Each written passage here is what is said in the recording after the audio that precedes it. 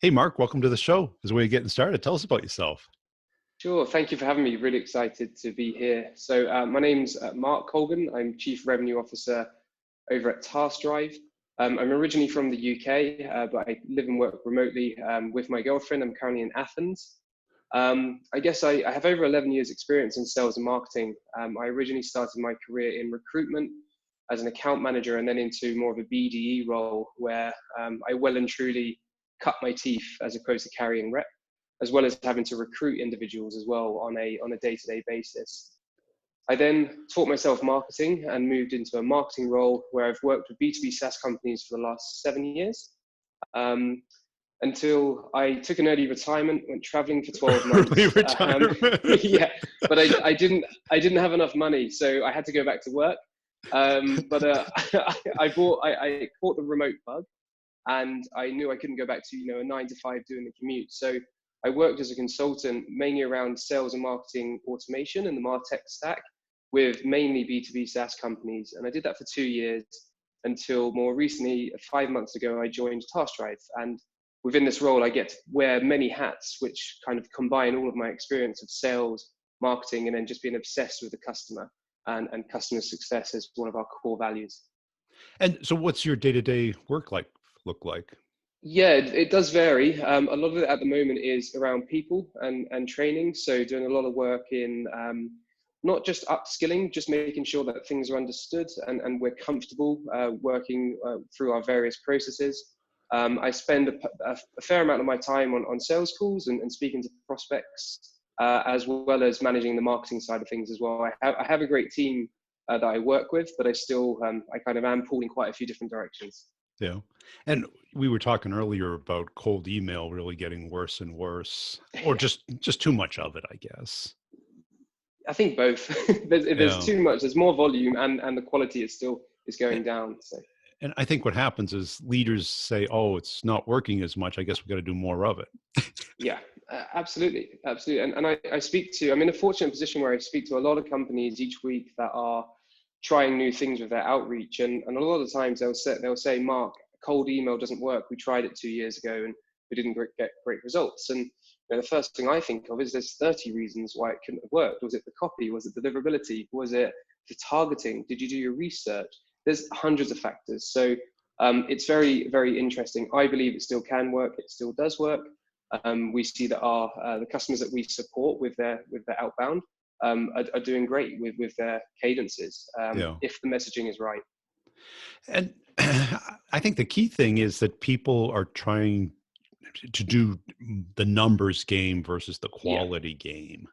absolutely. And And I hear a lot about personalization and relevance, but it's still a pitch. I think people are forgetting it's people on the other end. 100%. And I saw some stats recently that if you just send out a template email, you'll get a 1.5% reply rate. And so people think, well, if I'm only getting 1.5%, I need to send out 50,000 emails a month, rather than trying to focus on the personalization, making the content more relevant, sending it to the people at the right time based on lead sourcing, which I think we may cover today. Yeah. So yeah, there's a whole lot of things that people can do to improve the outbound, and try different channels as well, because the multi-channel approach is certainly working too. Right. And I think you have to meet people where they are, meaning in Mhm. their level of awareness of the problem that you solve, the interest level that they have. And I think you talk a lot about trigger type events and timing, Sure, because a lot of absolutely. what people sell is time based. They Hmm. care at a certain period for a certain reason. Yeah, and then Well, well sorry. let's go through your post because I liked it a lot. Good. Okay. Where would you like to start? What do you think is the most effective, or where would you recommend people starting? Yeah, so the post, just for context for those who may not have seen the post yet, is I released um, I guess a video which covered a number of lead sourcing playbooks. So looking at how we find the right people at the right time, and I think the best place to start is working out who those people are that you should be finding for your lead sourcing before you do anything. So again, with a lot of the people I speak to, I really ask them to define their ideal customer profile, so the type of companies they're trying to target. as well as the buyer persona. So the companies, so the people within those companies. And with the buyer personas, what I do try and recommend people do is that they have a look at job descriptions of these personas, so they can start to understand the challenges that they have, or the challenges that they likely face, and the responsibilities that they will be charged with in that role. And what do you see people doing wrong there? Because often I see I want to talk to the CEO. Well, the CEO doesn't have that problem. Yes, they might be involved and they might be the economic approver of Yeah. that, but they're not the person who feels the pain. Absolutely. And the biggest problem I see is that marketing and sales are often guilty of not speaking enough to their customers or to their prospects, Yeah. and really listening to the voice of the customer. Um, you don't, for companies that do outbound email, they don't do cold emails. That's not the service. They set appointments because that's what people want. It's the result. Yeah. So that's one of the the biggest things that I see. Another thing is, again, being with my marketing hat on, is you work on a buyer persona. You tick that list, you've done your personas, and it gets put on a shelf and collects dust. And really, you need to be constantly revising your customer personas. And that's it. Even going back to your 1.5%, why not look at that 1.5% that was interested and find people like them? Why were they interested? Yeah. Talk to your And existing clients and say, how did they come about this? What what triggered them to be interested? absolutely, absolutely. And you could almost ask the same question of the 90 of the 98.5% that didn't reply. You ask, why didn't they reply? Do a post-mortem of the Yeah. campaigns. I think because we are trying to hit the numbers, we don't have time to reflect, or we often don't feel that we have time to reflect and look back to think, okay, why didn't they Yeah. reply, or why didn't they move forward to the next step? Right. And I think this year, because I interview hundreds of people every year, that the things that are working are not the mass things Hmm. anymore that it was 5 years ago. It's Yeah. the micro things, hyper focused, Yep. little local events, meetups, engaging the audience, engaging the market in conversations versus the spamming and the cold calling, because it's overdone. It's just Yeah. burnt. And I think as well, the companies I see doing the best are coming from a mindset of abundance and offering value, and they're Yes. freely giving out that value without expecting anything in return. Because at the end of the day, a salesperson is a supplier, but those that give the value freely, and are there, and they show up in the right places, they become portrayed as a trusted advisor, and quite rightly so, if they're producing great content and offering the value. And when it comes to selling, people will go to the trusted advisor. So you then tend to see that in the long run, you have a lot more inbound coming back to you because you helped somebody along the way. Yeah. And I think a value proposition is not a give. No. It's a commercial. Mhm. Right? Yeah. And Yeah. what do we do when we hear commercials? We switch the channel, we turn the volume down, we go get something to eat. Yeah. You Yeah. know, and I think, well, content marketing, usually done well, is a give. Hmm. You're educating, you're informing, you're Yeah. teaching. But salespeople forget that when they're either calling or emailing somebody, that they're Absolutely. starting that you must be in market or you Yeah. should be in market. I have a story that I always go back to from my days in recruitment. So I used to recruit qualified accountants into a number of different roles across the UK, and often it went on a permanent desk. So you don't have as many roles, but you have larger deal sizes. If you were to try and place a role, but one of your competitors got their candidate in there, you lost that job. You couldn't place your candidates there. Yeah. Well, I always made a point of trying to find out who the person they decided to hire was, because there's a potential backfill opportunity because they're going to be leaving somewhere, Right. and then also find out what day they were starting, because there is a 10%, maybe it's not 10%, but there is a percentage chance that they don't turn up, or they're offered two roles and they decide to go with the other one. Yeah. So I'd always make sure I followed up before they were supposed to start, and also on the day of them starting. Because I had it to me, even with the best lip service from candidates, you believe that they're going to start, and on a few occasions they ghosted me. They just never turned up for that first day. But then you're there in a position where you know that that hiring manager, it now doesn't have somebody. They've invested all of their time and they've paid money on bringing in the laptop and having all the HR organize everything, and they have an immediate need. So then I sold in a temporary person to relieve the pain that they had. And I've always carried that kind of analogy and message to anything I've done, whether it be marketing or sales. It's finding out when people have the need. And I think that's where these lead sourcing playbooks really came out of. And that's much more detective work than it is grinding work. Yes. Right. Because you thought through not one level, but two levels. Mm-hmm. And then it's a chain reaction, because every time somebody leaves, somebody has to be replaced. Yep. And the likelihood that that person works out is what, 50, 30, well, I don't know, who knows, but Yeah. it's not 100, right? No. And, both the employer and the employee may be uncomfortable for probably 9 months. Mm-hmm. Mm-hmm. Right. And if it doesn't work out, both people are going to be looking for something. Yeah. And I think, we've probably, I've definitely been here. You may have experienced this, where I've been missold things in the past. I've committed to something which I thought I was going to benefit from. And once I've purchased it, it wasn't what I expected. So now I'm an unhappy customer, but I'm stuck for the next 9 months or however long that is. But boy, I can't wait to renew and leave. Yeah. So it's the salespeople and the companies that play the long game with nurturing their prospects that they lost, because ultimately they'll become a customer again. You don't know what the situation is. They might leave and join a new company, and who are they going to go to? It's the trusted advisor, the person that's helped them. Right. And just to give another example here, so in the sales process for me, if people don't decide to work with TaskDrive, I don't think, well, boo you, I'm not going to work with you ever again. I think if they're not going with me and they haven't found another solution, they still have the same problem that they came to me with. So I'm now in a position to offer them maybe not the full solution which they could get with TaskDrive, because they're not working with TaskDrive, but maybe a spreadsheet or maybe something to help alleviate the pain that they're going through. Because again, it is a long game, and in the future, I believe they will come back if they have that need again. That's it. And what I always used to do, because I sold mostly IT technology, and I would kind of like try and dissect, what do they buy right before they buy or start looking for what I do? Yeah. And there was this product.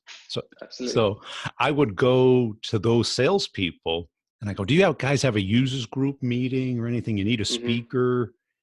I'd be happy to, show people, what this problem is. And they go, yeah, we're always looking for speakers. So I'd have fly out or drive out, and I'd give a talk about the issues, the security issues, once you go live with this stuff. Yeah. And it worked. I got most of my business through that. Absolutely. But that's a smart way of doing it. It's not just going, well, this person has the same job title as my persona. Right. Call 10,000 developers. Yeah. Right?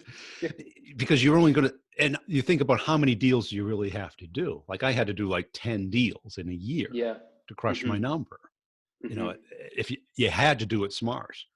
Yeah. Well, what are some of the other things you see people, how can you tell when people are in market? I mean, there's so much technology out there today.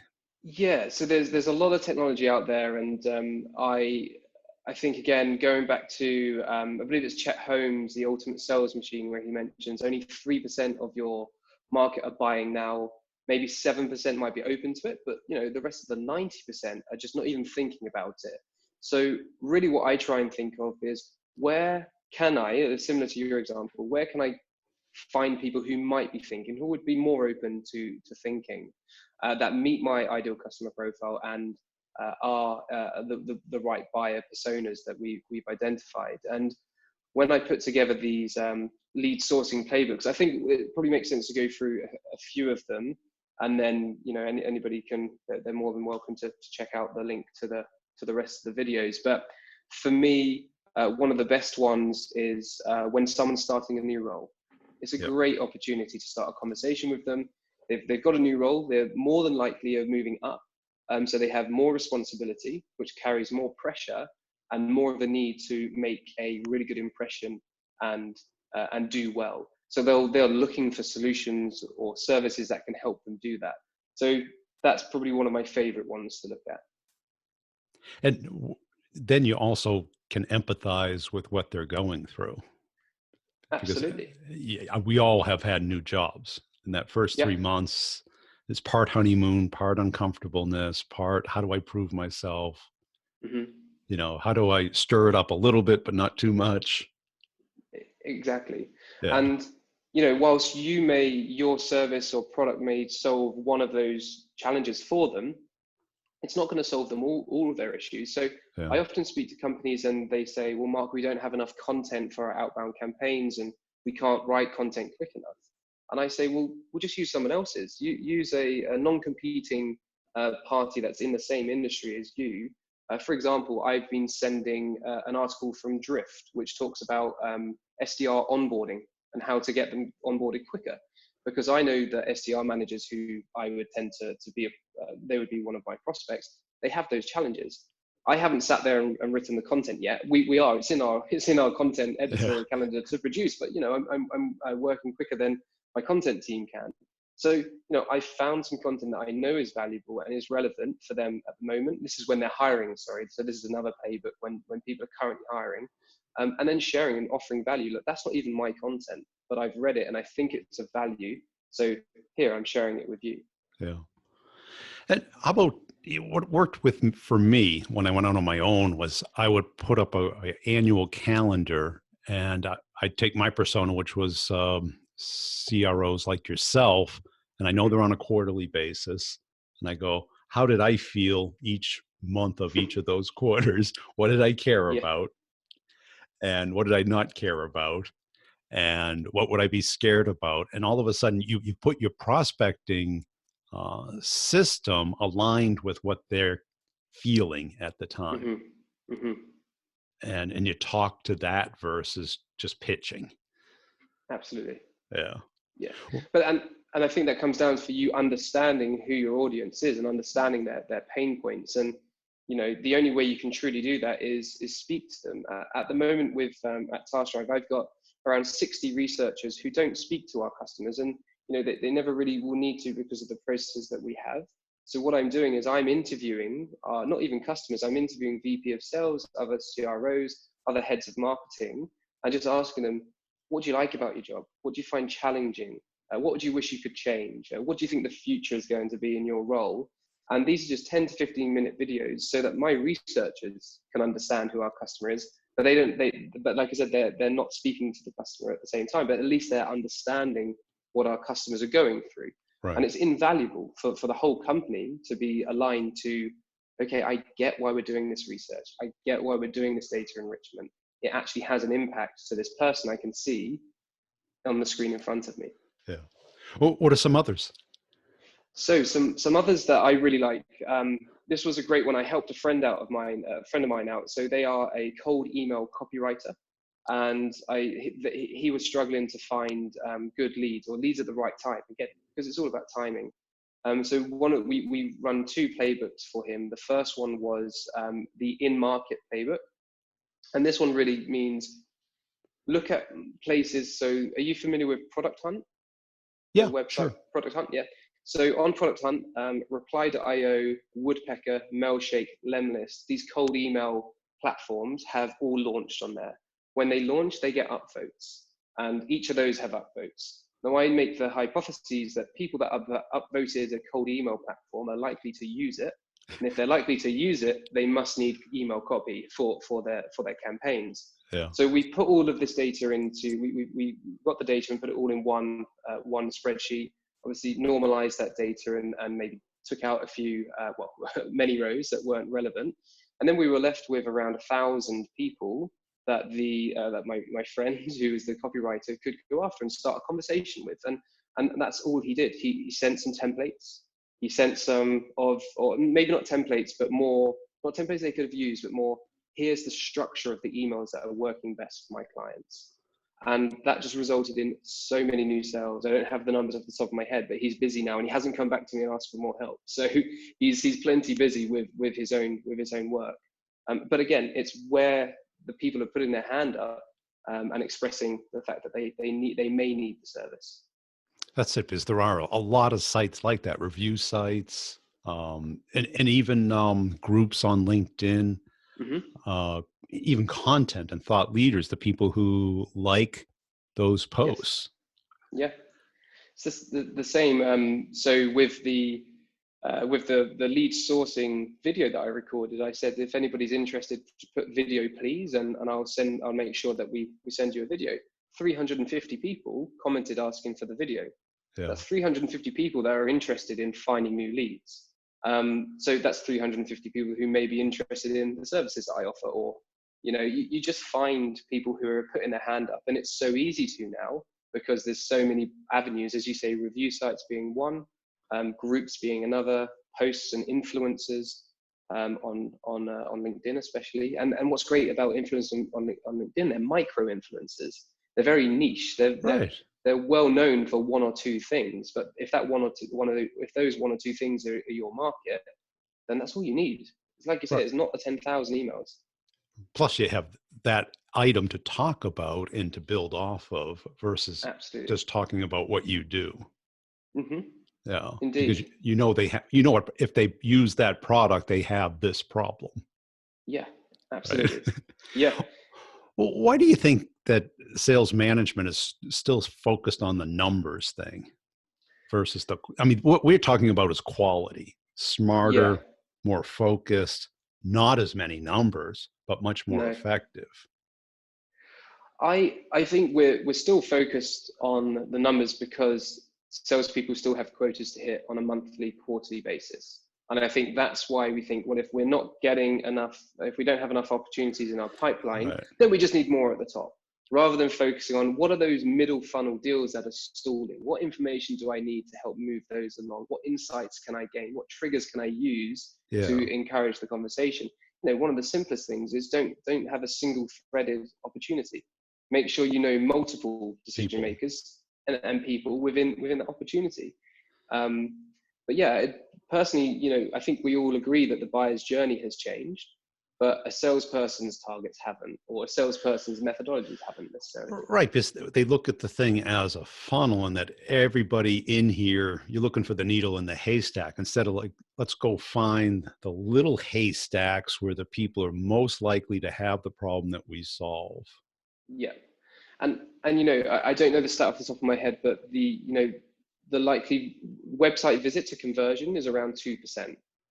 I think I saw that thrown out recently. And that's because we've got every website that you will have a look at, a modern website, best practice, has a website, has a value proposition, book a demo. I don't want to book a demo. I'm at the top of the funnel. I'm just trying to work out, is I this a want the problem? ebook. I want the ebook, and I don't want to put my name on a form because I know you're going to nurture me. Hound So I me. want you to give me that content. Yeah. And but yeah, so when people visit a website and when people visit your websites, they're at different stages in the buyer's journey.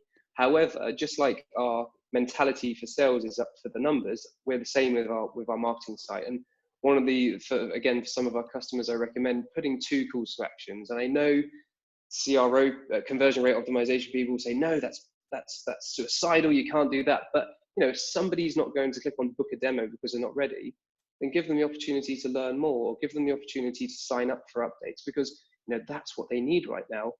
Not everybody's there to buy. Yeah. Yeah. I mean, because even on my website, probably about 20% people sign up for the ebook. And of that, a lot of people don't do the two-phase, Hmm. right? And so I immediately, within a week, delete them, because if Yeah, they're not going to go for the ebook, they're not going to go for anything else. yeah, yeah. you know and I think the focus and the shift needs to be towards this detective work and this quality work, and focus on what is the outcome you want. you, Hmm. you want conversations started with qualified people who you can build into doing deals with, Absolutely.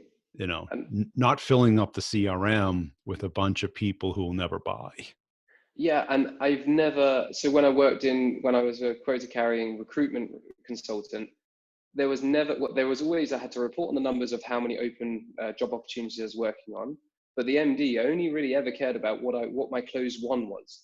And I to this day still never celebrate my pipeline. I only celebrate the closed one. And I see so many people, and I've worked with so many companies as a consultant looking at the sales process, and they tell me they've got 600,000 in in pipeline. And the majority of those close dates are in the past. Yeah, and it's really just a false sense of comfort. And if you really think about it, you have to maintain that Hmm. pipeline. You have to do something with it, which Yeah, takes up time. And yeah, all the time you spend on a deal that won't close is time you can't spend on a deal that can close. absolutely. There, there's two more that I Go care to ahead. share, and well, there's a few more, but I'll maybe two, and we'll see if we have time. So one of my favorite ones is the reverse IP lookup. So you may be familiar, and listeners may be familiar with companies like Albatross, Lead Feeder, LeadWorks, Lead Forensics. They basically reverse look up the IP Yep. address of the visitors who are on your website. Now that data is great if you've got the time to go through it and work out which individuals from the companies are on your website. So on my personal website, I had somebody from Sony. Sony has 20,000 people that I could tell on LinkedIn. I've got no chance of finding out who that individual was because they didn't express an interest Convert. or fill out a form or convert. So, but it definitely does have value when you are running out account-based marketing campaigns to people at Sony, and then somebody comes on, then you can define that actually it could have been somebody who is within your target accounts or the target personas. One of the things that we do at TaskDrive is we sit between the reverse IP data and the customer and our customers outreach process. So we do all of that research to work out, okay, so you're trying to target the senior leadership, senior marketers or sales developers or HR directors, whatever it is. One of our clients, we're looking for reward managers. So that's great because if Experian comes and looks at the website, there's not a huge reward team. I know I used to sit next to them. So Yeah. the reward team is a team that we could actually narrow down quite well. So that's a really great place to start conversations with people who may or may not have been on your website. And by simply saying in your outreach, somebody from Experian has been on our website. I looked at your profile and I thought it may have been you. Was there anything I could do to help? And because you're coming across again, you're not trying to sell anything. You're just trying Right. to get an answer Talk. and talk. And you'll be surprised, especially when you look at the markets where they're not so saturated with cold email, and they're an email like this is actually quite a nice surprise from the normal inbox. They'll often say, "Oh no, it wasn't me, but it could have been John. It could have been John over in marketing, or because I know he mentioned it." So it works really well. If again, depending on your offer and the segmentation of the audience that you're trying to sell to. Cool. Okay, one more. One more. Okay, so in a very similar vein is the intent. So there's a number of different intent data platforms out there. There's LeadSift, which I'm a big fan Yep. of. There's intentdata.io. Yep. Again, great platforms that can show people who are in market but may not even be on your website yet. They may be engaging with industry topics or industry news. They may have account signals like new hire or acquisitions, M&A activity. But again, all that data is fantastic, but there's a lot of it. And you need to have that filter, and you need to be comfortable filtering out the noise to just target those people. But where it can be really useful is you can see companies who are engaging with your competitors. And that's a very good time to start the conversation, or just put your hand up to say, hey, we're here too. You may not have seen us yet. Yeah. So intent data is fantastic. But again, you need to have that filter on it because it can be quite overwhelming. Cool. Hey, this has been a great conversation. It's a hot topic. LinkedIn is probably the best place. My name is Mark Colgan. That's Colgan.